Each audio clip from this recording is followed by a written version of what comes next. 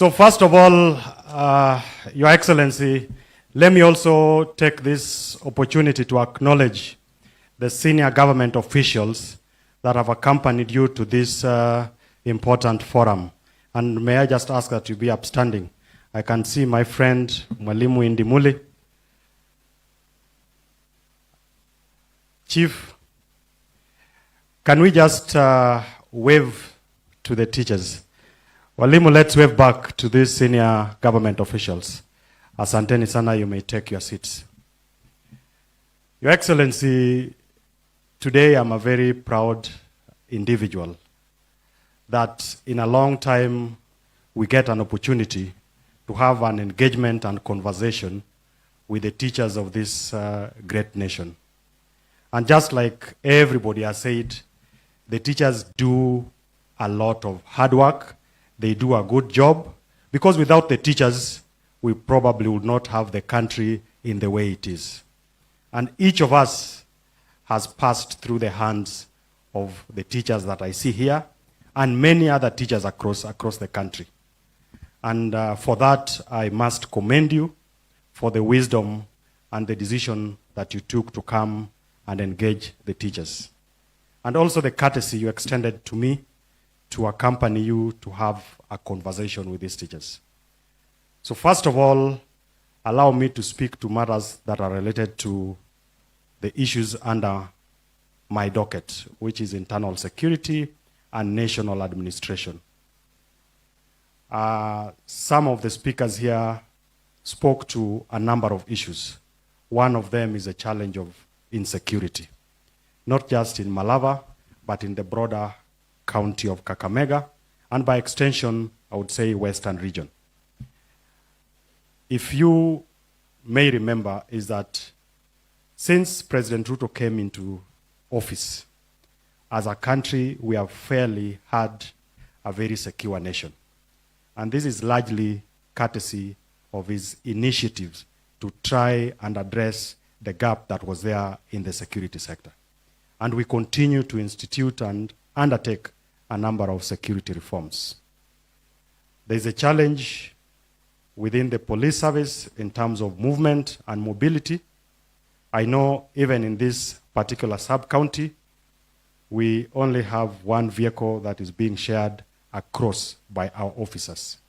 I just want to give the commitment that in the next 2 weeks, we will get an extra vehicle as we work on the broader leasing program for the vehicles that is supposed to support our police officers and other government officers. Number two, I was looking at what is captured in the report by the sub-county or the county director of education, is that in the education sector, there is only one case that has been reported as a sexual offense case. And the PS Bitok has spoken about the policy within the Ministry of Education. I'm looking forward to a day when we do not have any such cases. And even where there are cases, I would want to encourage and challenge the teachers to work closely with government officers as well as parents, so that classroom or the school environment becomes an environment that is meant to nurture the next generation of citizens who are responsible, who have been given the best, so that our schools do not become a breeding ground for bringing up criminals or for exposing our children to acts that would endanger their progress. Number three, again, looking at that report, and it speaks to the gap that exists in the student-teacher ratio. At the primary level, it's 1 to 34. At the JSS level, it is 1 to, I think, around 40. And then at the secondary level, it's 1 to 32. But universally, acceptable ratio should be 1 to 25. And when you think about it, that we are yet to achieve that universal ratio, despite the massive investment that President Ruto has put in place. It speaks to a big gap that has existed progressively over many years. 76,000 teachers hired in a record 2 years, another 20,000 by the end of this year, will help us bridge the gap and move towards achieving that universal coverage and access for our students. Because our education must be accessible, it must be affordable, and it also has to be quality education. We are addressing issues on quality, we are addressing issues on access, the same way we are also addressing issues on affordability. And the Ministry of Education, I was talking to the PS, has even heeded to that demand to make education affordable by reviewing the school fees going forward. And it's important that we applaud and appreciate the government for those measures. Now, I want to speak to you as a fellow professional. And I've listened to a lot of the issues that you have raised. And with your indulgence, Your Excellency, these are people who have gone to school. These are graduates. These are people who are meant to make a difference in this country. And at times, it's important that we take time to take stock of where we were as a country, where we are today, and where we are going tomorrow. I know there are concerns around the pay for the teachers. There are concerns about infrastructure for our learning institutions. And there are concerns even on issues to do with healthcare. Now, what have we done to address some of these concerns? In terms of access, we have hired more teachers and we continue to hire more teachers so that our learners can have the best experience. On infrastructure, the PSB talk has talked of the number of classrooms that have been built, 23,000 in the last 2 years. In this sub-county alone, in the last financial year, there was 87.5 million that the government released towards the development and improvement of some of this infrastructure. And we are not stopping there. And if you look at the budget for this financial year, the biggest allocation has been put to the education sector. And what does that tell you? That for the first time in the history of this country, you have a president, you have a government, you have an administration that takes matters education seriously. And these are not just stories. These are things that if you look around, you can be able to see. They are demonstrable progress. And that is why when we are in a forum like this, it's an opportunity for us to speak to you and tell you what the government is doing on matters education. So that when you go back to the villages, when you go back to the homes, when you go back to the schools, you can be able to speak about what this administration is doing. So that when people say that there is nothing that has happened in this country, specifically on matters education, you have something to say about it. There are concerns about health, and for sure, we need to address the pain that the teachers are going through in terms of access to healthcare. I know there is an ongoing conversation with the Teacher Service Commission, just like we are having a conversation with the National Police Service, as well as the public service, so that we have a comprehensive healthcare that allows those who work on behalf of the government, whether as teachers or as police officers or as chiefs and assistant chiefs, that we give these officers the best healthcare. But as we do that, we cannot leave the rest of the country. And that is why we are implementing the universal health care. And today, over 25 million Kenyans are enrolled on the Social Health Authority platform for access to universal health care. And it appears painful, particularly for those who have pay slips, like you and myself. But let's look at the bigger picture. Before, only 5 million Kenyans were accessing healthcare through NHIF platform. And what it meant is that in each and every WhatsApp forum that you're invited to, you are being asked to contribute money to pay medical bills. Tuko na mtu wetu amekwama kwa hospitali, ama tuko na mgonjwa hatuwezi kumpeleka kwa hospitali kwa sababu hatuna pesa. What this administration is doing is to address that gap. And 10 months down the line from the point we started the rollout of universal healthcare, and if we are being very honest to each other, you will agree that if there is any WhatsApp group that you've been added to contribute, more often than not, it will be about someone who has died who needs to be buried. We are having less and less of cases of being asked to contribute 5,000, to contribute 10,000. And we must look ourselves not in isolation. We have the advantage that we have at least a job, each of us.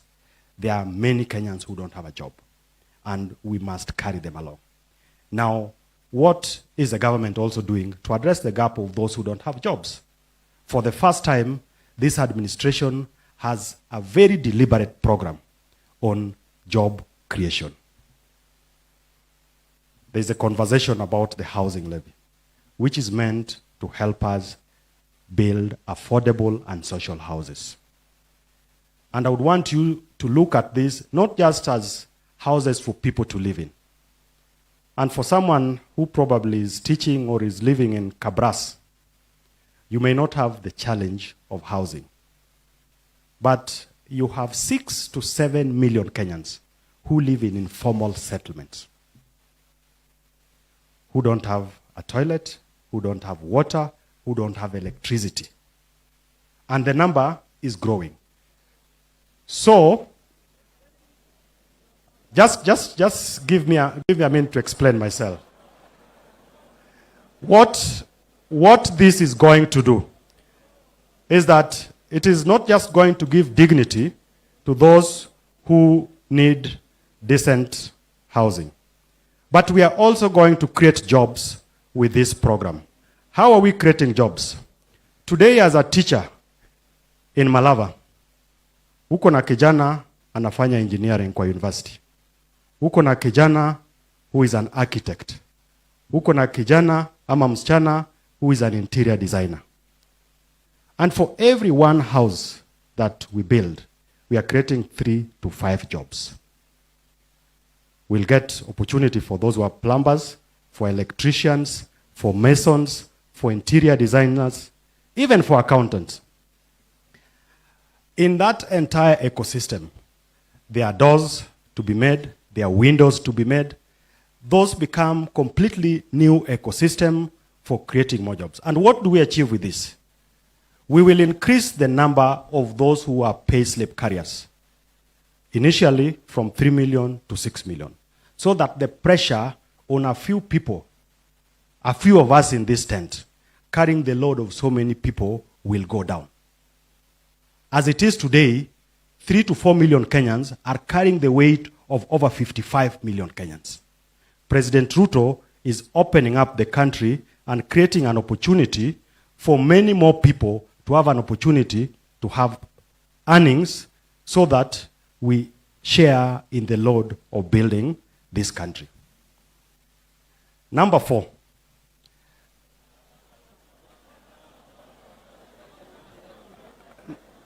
Just carry along with me as a professional, because now we are talking as professionals. Is that as we expand the space for education, as we look out for the welfare of the teachers, I know there is a CBA that has been signed, which is contentious, and you are raising very valid concerns, and we have the commitment from the Ministry of Education to look and relook at that CBA, so that the increments that you are focusing on, we can be able to see how do we get extra allocation to be able to have teachers earn decent pay. Because everyone deserves equal earning for equal work that is done. Lastly, as I finish, is that there are 3 divisions that we have given the regional commissioner the authority to operationalize this week in this sub-county. Then there are 3 locations that we have also given the authority and approval for them to be operationalized so that we can open them up for the people of this place to be hired either as chiefs or sub-chiefs. And we also have 4 sub-locations. Just for record purposes, there is Shivanga, there is Chesero and Shilugu divisions, and then there is Nguvali, Cheroso, Shikutse locations, and then there is Bukakunga, Indukusia, Induhusia, Mukuyu, and Shivahale sub-locations. And this is part of our efforts to try and bring services closer to the people of Malaba constituency and the sub-county. And we are not just doing it here alone. We are doing it across the country. Because when we came in, there was a backlog of administrative units that had been gazetted but not operationalized. Our target is that by the end of this year, we would have operationalized all these administrative units, and then we make a consideration for deserving cases. Like in this particular constituency, I know there is need for us to create additional sub-county, just like in the entire region, for better representation and access to services by the people who work in government. As I take back my seat and welcome His Excellency to come and address us, I would want to request with all humility that we be upstanding so that His Excellency, Prime Cabinet Secretary, can